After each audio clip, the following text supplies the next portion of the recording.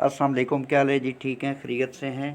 Gold को देखते हैं कि नेक्स्ट वीक स्पेशली मंडे को गोल्ड किस तरीके से बिहेव कर सकता है। फॉरेक्स फैक्ट्री पर मंडे और ट्यूसडे को कोई सिग्निफिकेंट डॉलर के रिलेटेड न्यूज़ नहीं है, ताहम वेडनेसडे को यूएस सेशन के दौरान एक आध न्यूज़ है डॉलर के रिलेटेड।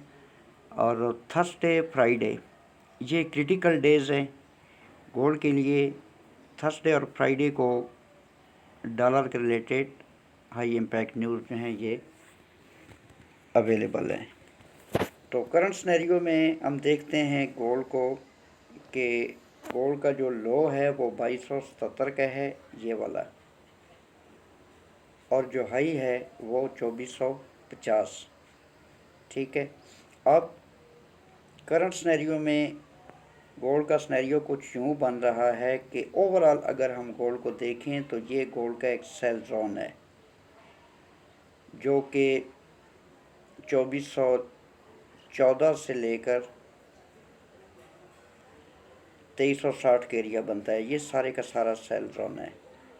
अगर प्रीवियसली आप देखें तो प्राइस जो है इसी जोन में एंटर हुई और इसको रिजेक्शन मिली down, then once again price जो है ये इसी जोन में एंटर हुई और डाउन। बट जब प्राइस डाउन आ रही थी तो most of the traders expect कर रहे थे कि ये जो लिक्विडिटी पड़ी हुई है 2277 वाली, ये गोल्ड हंट करने के बाद अप साइड को निकलेगा। लेकिन ऐसा कुछ भी नहीं हुआ। ये वाली एक सेल की कैंडल बनी और एक मोमेंटम जो है वो सेल का इसमें ज़ाहिर हो रहा है।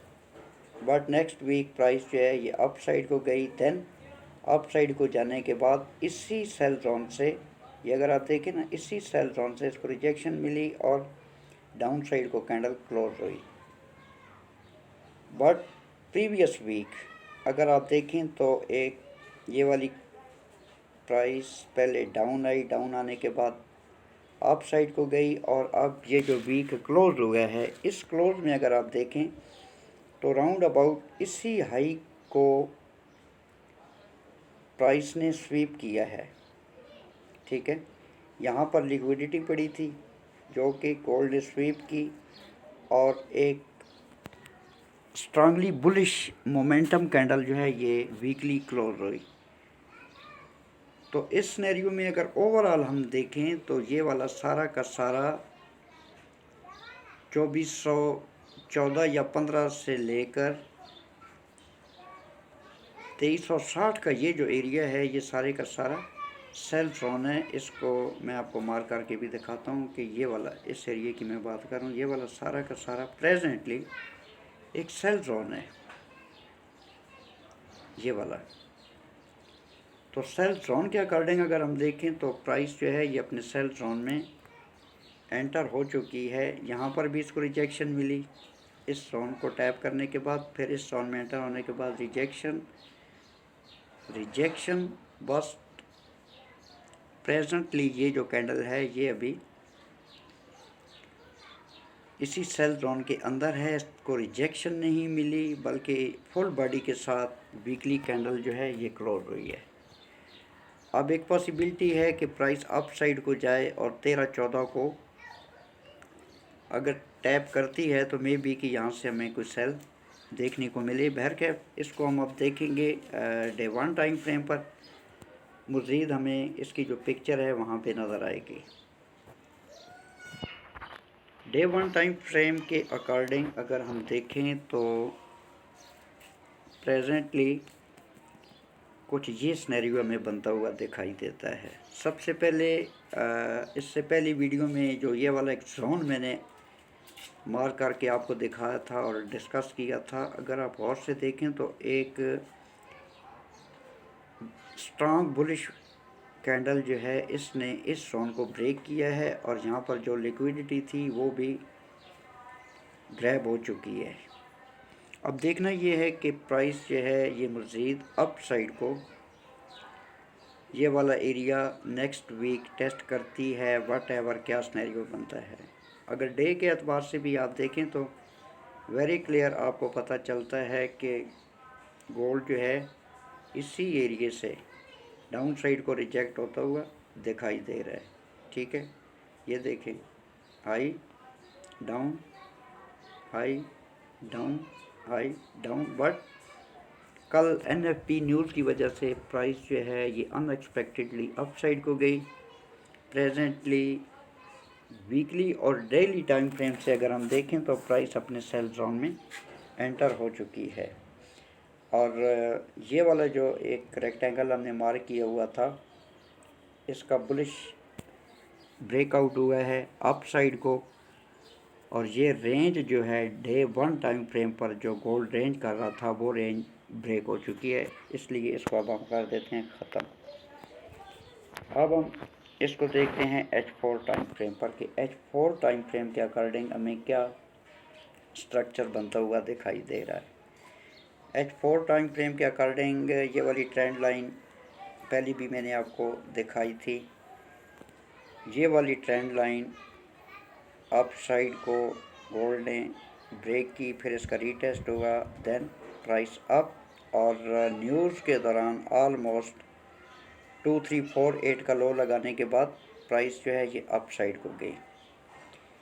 ये trend line as it is, इसको अभी हम डिस्टर्ब नहीं करेंगे, ऐसे ही हम इसको लगा रहने देंगे, क्योंकि फ्यूचर में ये हमें फिर जो है ये सपोर्ट कर सकती है।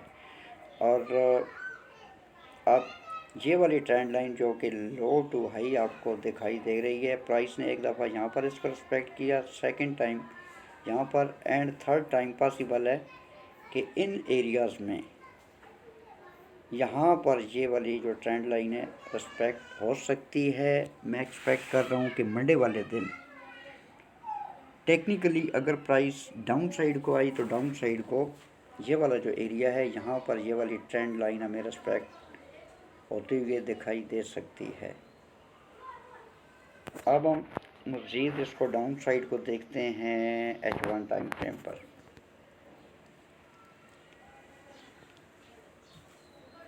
H1 टाइम फ्रेम के अकॉर्डिंग अगर हम गोल्ड को देखें तो प्रेजेंटली ये वाला एक लेवल जो है ये मार्केट ने क्रिएट किया, जो कि 2360 से लेकर 2356 का ऑलमोस्ट ये वाला एरिया बनता है। और अप साइड का एरिया जो है आपको याद होगा कि प्रीवियस जो हमारे सप्लाई जोन थे या लेवल थे वो मैंने सारे रिमूव कर दिए हैं, क्योंकि चार्ट जो है ये कॉम्प्लिकेटेड और कंफ्यूजिंग हो जाता है। ये वाला एरिया हमने मार्क किया हुआ था 2388 से लेकर 2391 या 92 का एरिया, और प्रेजेंटली अभी प्राइस जो है इसी एरिए में स्टक है, और 2388 से लेकर 2406 ये वाला एरिया भी मैंने आपको बताया हुआ था कि ये एक अनमिटिगेटेड जोन है हमारा। अब H1 टाइम फ्रेम के अकॉर्डिंग अगर तो प्राइस थोड़ा अपसाइड को जाती है, और ये वाला जो हमारा एक लेवल है जो कि 2388 से लेकर 2392 का एरिया जो है ये कवर कर रहा है, इसको डाउन साइड को ब्रेक और रीटेस्ट करती है, तो फिर आप अगर यहाँ से सेल लेते हैं तो फिर स्टॉप लॉस तो डेफिनेटली अगर हम यहाँ पर रखें तो बहुत बड़ा हो जाएगा, लेकिन यहाँ पर अगर कोई वीक रिजेक्शन मिलती है तो उसके ऊपर स्टॉप लॉस रख के हम गोल्ड को सेल में ले सकते हैं। और कहाँ तक हम होल्ड कर सकते हैं, मंडे वाले दिन 2370 से लेकर 2365 तक ये वाला हमारा TP1 होगा, क्योंकि यहाँ पर ये एक लेवल है जो कि जस्ट फॉर वैलिड है मंडे के लिए। मंडे के बाद ये वाला लेवल मैं डिलीट कर दूंगा, फिर नया लेवल जो है वो सेट करूंगा। अगर यहाँ से प्राइस डाउन साइड को आती है 2388 से डाउन आती है तो TP1 जो है वो हमारा 2370 से लेकर 2365। फिर यहाँ पर अगर हमें कोई बाई का एविडेंस मिला तो डेफिनेटली हम इसको अप साइड को लेंगे, उस वक्त जो भी विक रिजेक्शन होगी विक के नीचे स्टॉप लॉस रखेंगे या इस लेवल के नीचे स्टॉप लॉस रखेंगे। ये उस सूरत में है कि अगर ये वाला एरिया मार्केट रिस्पेक्ट नहीं करती और डाउन आती है तो डाउन साइड को जो हमारा एरिया है वो 2360 से लेकर 2357 या 58, ये एक छोटा सा लेवल है। अगर आप देखें तो काफ़ी टाइम मार्केट जो है इसी लेवल के अंदर मूव करती रही है। अगर ये वाला एरिया मंडे या ट्यूसडे वाले दिन रिस्पेक्ट नहीं होता, जो कि 2370 से लेकर 2365 का है, तो फिर ये वाला एक लेवल है जो कि 2357 या 58 से लेकर 2360।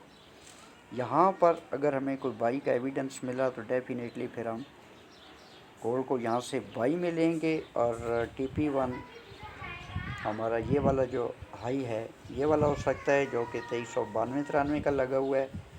एंड TP2 जो है वो फिर हम जहाँ तक 2405 या 06 तक होल्ड कर सकते हैं।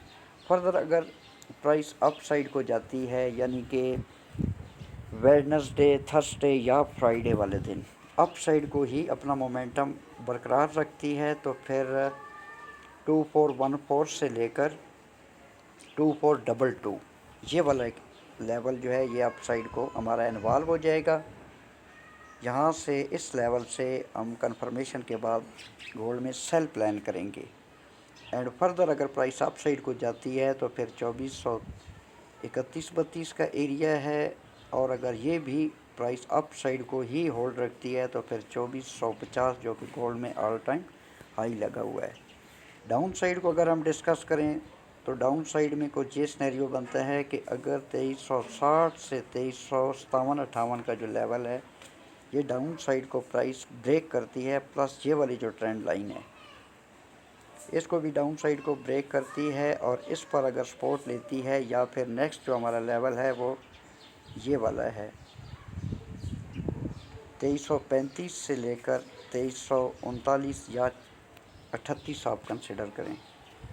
यहाँ पर अगर प्राइस डाउन आती है और अप साइड को अगर ये वाली जो हमारी एक ट्रेंड लाइन है ये एज अ रेजिस्टेंस प्ले करती है, तो फिर कंफर्मेशन के बाद हम यहाँ से गोल्ड को वंस अगेन सेल में लेंगे और इस लेवल के ब्रेक होने का वेट करेंगे और इसको होल्ड करेंगे। 2334 अगर ब्रेक होता है तो फिर 2327 या 28, 2327-28 अगर ब्रेक होता है तो फिर 2320-21, 2320-21 अगर ब्रेक होता है तो फिर 2308। ये नेक्स्ट वीक की जो सपोर्ट रेजिस्टेंस है वो आपको बता रहा हूँ। और 2308 भी अगर ब्रेक हो जाता है तो फिर 2300 का एरिया जो है ये हम एक्सपेक्ट कर सकते हैं। फर्दर 2294, 2286 एंड 2286 भी अगर ब्रेक होता है तो फिर 2277। ज़रूरी नहीं है कि एक ही वीक में इतनी ज़्यादा मूवमेंट हमें देखने को मिले, ताहम जो एक्सपेक्टेड एरियाज़ हैं ये आपके साथ मैं डिस्कस कर रहा हूँ, आपको बता रहा हूँ कि मेरे पॉइंट ऑफ व्यू से या मेरी जो चार्ट मार्किंग है, मेरे एनालिसिस हैं, उनके अकॉर्डिंग मुझे मार्केट कुछ इस तरीके से मूव करती हुई दिखाई दे रही है। अच्छा, अभी यही वीडियो मैं टिकटॉक पे भी शेयर करता हूँ और टिकटॉक पे मोस्टली 10 मिनट्स की जो है वो वीडियो अपलोड होती है। अगर कोई बंदा इसको देखना चाहता है तो टिकटॉक की जो मेरी प्रोफाइल है या बायो है वहाँ पर इसका मैंने लिंक दिया हुआ है यूट्यूब का। वो बंदे जो टिकटॉक पर पूरी वीडियो नहीं देख पाते वो यूट्यूब पर आकर भी मेरे एनालिसिस जो है ये देख सकते हैं, अगर वो ये समझते हैं कि एनालिसिस वैल्यूएबल हैं। तो अपना बहुत सारा ख्याल रखना। Take care. अल्लाह हाफ़िज़। पाकिस्तान जिंदाबाद।